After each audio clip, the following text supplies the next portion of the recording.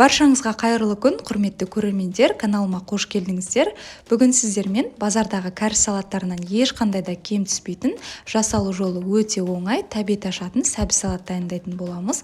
Видеоны соңына дейін көріңіздер. Салатты дайындау үшін бізге шамамен 500-600 граммдай сәбіз қажет болады. Осындай терканың арнайы ұзынша көзінен барлығын жақсылап өткізіп аламыз. Мінеке барлығын осылайша өткізіп алдық.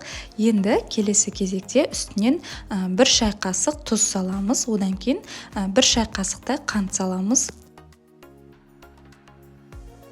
70%-дық немесе 9%-дық осындай уксустан, яғни сірке суынан 2 шай қасықтай қосамыз.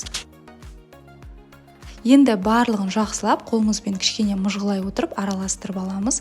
Біздің сәбізіміздің көлемі біршама басыла түсу керек. Араластырып алғаннан кейін шамамен 15 минут уақытқа қоя тұрамыз.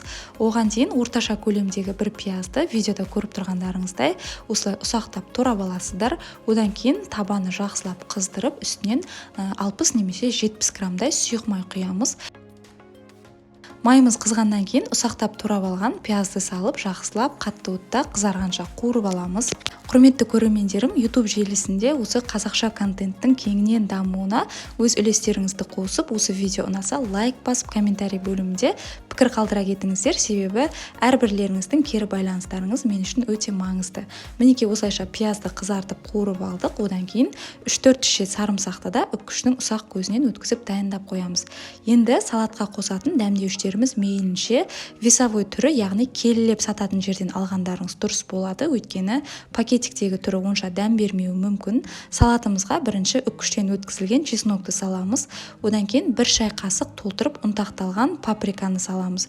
Және де 1 шай қасықтай кориандр саламыз. Қалауларыңызға қарай, ащылығына қарай қызыл бұрыштан, яғни чили ащы бұрыштан жарты шай қасықтай саламыз. Соңында жаңағы қуырып алған пиязымызды майымен қосып құйып саламыз. Енді барлығын жақсылап бірінші шанышқының көмегімен араластырамыз, өйткені майымыз кішкене ыстықтау. Одан кейін шанышқымен араластырып алғаннан кейін қолымызбен де жақсылап дәмдеуіштері сіңгенше араластырып аламыз. Осымен біздің салатымыз дайын болады. Дайын болған салатымызды шамамен 1-2 сағатқа тоңазғышқа қоя тұрамыз, өйткені құрамына қосылған дәмдеуіштердің барлығы салатқа жақсы сіңіп, салаттың дәмі де біршама кіре түсетін болады. Осымен біздің өте оңай дайындалатын сәбіз салатымыз дайын болды. Міндетті түрде жасап көріңіздер. Егер де осы видео рецепт сіздерге ұнаған болса, пайдалы болған болса, каналға тіркеліп, лайк басып, комментарий бөлімінде пікір қалдыруды ұмытпаңыздар.